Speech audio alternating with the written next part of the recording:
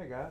Who's this sophisticated looking gentleman with glasses on today? The reason why I'm wearing glasses today is that I woke up and one of my contacts fell out and I didn't feel like putting my contacts back in, so glasses. But in today's riveting video, I want to talk about how to budget your first paycheck. And if we haven't met already, my name is Anfernee. I make videos about personal finance, investing, and side hustles. And my journey to my first paycheck was a little bit weird. It wasn't the traditional sense where I went out and got a 9-to-5 or a fast food job. And because I didn't actually get a real job until I graduated college, I had to learn all of this stuff while I was making more money than I probably should have at the time, and I made a lot of mistakes that probably could have been avoided if I had the right guidance. So if you're watching this video and you're just starting your first job, or you're about to start your first job, or you just want to know more about how to budget paychecks in general, then let's get into a little bit of useful information that I wish I would have known when I had first started making some real money. So the very first thing that you're going to want to do when you get your first paycheck and how to budget your first paycheck is going to be to figure out your take-home pay. Now I know you heard the stories that the number that you see that you earn is not going to be the number that you get to take home. Although the advertisements and your employment contract may say that you're making $10 an hour, if you work 80 hours in 2 weeks, you won't be able to spend $800 by the end of it, or not in the way that you may think. So let's just take that example that I just used. Let's say that you are a fast food worker, for example. You're making $10 an hour and you're working 40 hours a week and you get paid bi-weekly. In this scenario, your pay stub will have accumulated 80 hours worth of work at $10 an hour, meaning that your gross pay would be $800. But before we get too excited, we're going to have to take out some things called deductions from your gross pay so that we can get down to the number that you can actually spend. And most of these deductions are going to be things that are going to be taken out no matter where or how much money you make. You're always going to pay federal income taxes, state income taxes, Medicare, Social Security. These things are a non-negotiable if you live in the United States pretty much, and if you don't get paid cash under the table. So with the first of those deductions, if you're making $10 an hour, then you will fall in the lowest tax bracket in the United States. And I am not a CPA, so take everything I say with a grain of salt, is that you'll be paying about 10% of your gross income in federal income taxes every single check. So if you made $800 on your pay stub, $80 of that is going right back to Washington, D.C. to pay for the things that Joe Biden and Kamala Harris think are good for the country. And then the next deduction that you're going to see on your pay stub is most likely going to be Social Security, which takes out 6.2% of your paycheck. At this rate, if you're making $800 every 2 weeks, $49.60 will be going to Social Security. Going down a little bit further in your pay stub, you will see a Medicare deduction where 1.45% of your money is going towards Medicare. In this scenario, you'll be spending about $11.60 for that, and then you have a state income tax. Now I'm going to base this off the state of Alabama. If you live in states like Florida or Texas, I don't think they have state income taxes, but I could be wrong. I am wrong a lot, obviously. But in the state of Alabama, you'll be paying an average of about 4% in state income tax, which is going to be $40 on this particular pay stub. So after all this, from your gross pay of $800, you will be paying about $173.60 in deductions, leaving you with a net income of $626.80. As I said, this is going to be the first step to actually budgeting your first paycheck, because you don't want to go into your budget thinking that you have $160 more than you actually do, because you will fall short if you do that. When I was in college and I got a cost of living check, I don't think I paid taxes on that, and I don't think anything was taken out of it because it was through a basketball scholarship. So when I actually got my first real job at a bank, I had all of this money getting taken out. I was like, wait, where's my money going? And I had to figure it out the hard way. But the next thing that you want to do when you get your first paycheck, or before you get your first paycheck, is list all of your fixed expenses. Now I would think that if you are working your first job, although I could be wrong, that you are probably not living on your own just yet. So you probably don't have to worry about rent unless you're sharing an apartment, and you may not have many fixed utilities. But if you are living on your own, this is the time to figure out what your portion of the rent is, or what the whole rent is, how much your utilities are on a monthly basis, how much your car note is, how much your car insurance is, and make sure you list these non-negotiables out so that you don't have any fun with any money that you need to spend elsewhere. This is a very common way to get behind on your bills, is if you don't exactly know what your fixed expenses are, you go and buy something really expensive and now you don't have enough money to pay rent for this month. And then once you're behind on rent for 1 month, you get behind on rent for 2 months, 3 months, and then all of a sudden you think you're just bad at money because you made one financial mistake. It all starts early. You got to build these good habits now so that when you do start snowballing your income and you become a millionaire, which I definitely think you could do if you watch all of my videos, you will know exactly what to do. But the next logical step after listing your fixed expenses would be to list your variable expenses. Now variable expenses are going to be things that don't have a set amount every single month. I could argue that utilities are a variable expense, but more commonly variable expenses include things like groceries, transportation, entertainment. These are things that are essential to you living a fulfilled life, but don't necessarily have to have a $100 or $200 monthly expense on your spreadsheet. Some things that could be considered variable expenses that actually have a fixed amount that you pay could be subscriptions like Netflix, Apple Music, other little miscellaneous items that you don't necessarily need, but you definitely will want for you to have a better quality of life. I like to budget around $200 $60 a week for groceries for my family, and that's for a family of 3, 2 adults and 1 kid. And that may seem like an extremely low number to some people, or it could be seen like a high number to some people, but when I first got started and I was actually living with my girlfriend at the time, who was not my wife, we were only budgeting $60 a week for groceries, and that was back in the year 2019, 2020. And honestly, we don't eat much more now than we did back then, so you can just see how much more expensive the economy is. Now I think that if we were buying the same amount of groceries, it'd probably be like more 120-ish than 200, but it is crazy to think that just 5 years ago we were living on $60 a week, whereas now we're spending $800 to $1,000 a month on groceries. So once you have your fixed expenses and your variable expenses written down, you want to then utilize what is called the 50-30-20 rule to see if you're actually in a healthy financial position. And what the 50-30-20 rule states is that 50% of your money should go towards needs, and honestly no more than this. So 50% of your money, if you're making $800 a month, may not seem like a lot, so half of $620 or about $310 should go towards things like rent, car note, auto insurance. I'm not even gonna lie, this is gonna be a little bit difficult on a low salary or on a low minimum wage, but if you build these habits on a lower salary, then once you do start to make more money, you won't experience lifestyle inflation that I'll talk about a little bit later in this video. So as 50% of your paycheck goes towards needs, 30% of your paycheck should be allocated towards wants. Now these are going to be those miscellaneous expenses that I talked about earlier, like entertainment, eating out, things that you don't need to survive but will definitely give you a better quality of life. I was never an advocate for taking vacations until recently, and then last year I went on a vacation. I was like, this is the best thing ever. I should do this all the time, and just the refreshment and the break from the reality of the daily grind of life is more than enough reason to sock away a little bit of your money for things that actually bring you joy. And the last 20% of your paycheck with the 50-30-20 budget is going to be allocated towards savings. Now this doesn't have to mean a savings account, but if you're just getting started, then this would be a savings account, but this could be contributing to a Roth IRA, this could be contributing to a high yield savings account, or even to your stock market portfolio. I would say that the last 20% of your money should be going towards your future in some way, whether it's towards a rainy day or whether it's towards investing. A good habit is to have 20% of that put away. Now when you actually start to work at some larger companies, you may have access to 401ks where 6 to 7% of your money will automatically go into there, but for right now you have to be more intentional about actually placing your money in the places that you want it to be. But talking about the emergency fund, the next thing that you should actually do is build an emergency fund of at least $1,000. As I talk about in a lot of my videos about saving, $1,000 seem to be a little bit of the Goldilocks zone in terms of saving money. You get that comment in your bank account, you know that you are secure from most emergencies, and it just allows you a little bit of a cushion, and for me to sleep a little bit more peacefully at night when I first got started, in order to understand that I didn't have to go broke if something that was outside of my control happened to me, whether that be a car accident, whether that be an emergency at home. Just having that first $1,000 waiting to be used if I needed it was enough comfort for me to expand into some of the other areas that I wanted to do with my money. Nowadays I'm very similar to Dave Ramsey, where I recommend a 3 to 6 month emergency fund. For a family like mine who spends about $3,000 to $4,000 a month, I would say between $12,000 and $20,000 will be a good emergency fund, just in case you have a job loss or disability. You can still stay afloat for more than a week or two, but until you get to that point, just focus on saving your first $1,000. And I actually made a video about that recently, about how to save $1,000 in 90 days. If I remember, I'll put a tag up here so you can watch it at the end of this video. Don't click on it now. Watch the end of this video. And then, as I talked about earlier, as you're getting your first paycheck, you want to build good habits now so that you can avoid lifestyle creep. And what lifestyle creep is that as you start to make a little bit more money, your lifestyle gets a little bit more expensive at the rate or even faster than the rate that you're making more money. So what this can mean is that if you get a $10,000 raise, then you go and buy a $15,000 car. Doesn't really make much sense in the long run, but people subconsciously think that since they are making more money, they have to get more expensive things to show other people how much more money they're making. And as I said, a lot of times the lifestyle creep outpaces the actual income that they are earning, so they are getting further and further behind, even though they are accumulating more toys. One of the best financial books that I read in my life is called Rich Dad Poor Dad by Robert Kiyosaki, and it basically separates people financially into 3 areas: the rich, the middle class, and the poor. He said in his book that the poor accumulate stuff that have little to no value, the middle class accumulate liabilities for expensive things but they can't actually afford, so they get loans to pay for them, and the rich accumulate assets. So as you build habits and as you want to be rich one day in the future, you want to build a habit of accumulating assets. So instead of accumulating car notes or accumulating mortgages for houses you can't afford, accumulate a large stock portfolio or a series of rental properties, so that in the future, while you may not look as rich, you will actually be rich or richer than the people that are comparing themselves to you and are trying to outdo you. And the last one of the most important things that I would say in this video is that when you're getting your first paycheck or when you're starting your first job, it is very important to celebrate the small wins. Don't get so accustomed to looking 10 years in the future, 15 years in the future and thinking, oh, I want to be a millionaire. I'm so far behind. I need to save this much in 20 years to get there. No, if you save 20% of your paycheck now, that is a win. If you save 10% now, down, 5% down, that is a win. The thing with building habits is that the harder you make that habit that you're trying to build, the less likely you will do it, and especially do it for a long-term period of time. I would say that with all this, as long as you are doing what you are comfortable with and you are doing it to the point that you can stop thinking about it one day so that it can become automatic in your mind, then I would say that is good financial habits to build. One of my biggest mistakes when I was maturing financially was that I was always checking my financial portfolio, always stressing about the value going up or down, especially when it got up to about $50,000 to $100,000. And the day that I released that stress from my mind, that it became second nature to me and I actually start celebrating hitting small goals instead of worrying about the overall goal that I have for the end of my life, that is when I started feeling more fulfilled and more successful with the things that I was doing with my money and with my time. So if you found any kind of value in this video, make sure you tap that like button for your boy, as it really does help the channel out. And it also makes me happy, and I may start wearing my glasses more if I see a lot of likes on this video. I don't know, I probably won't, I don't care. And if you like videos where I try to actually go out in the world and make money, I do have a series on the channel called Side Hustle Saturday where I am trying to make $10,000 only doing side hustles. That series is a lot of fun. I make an update to it every Saturday, so check that out if you're interested. And if you do stick around, I'll see you in the next one, guys.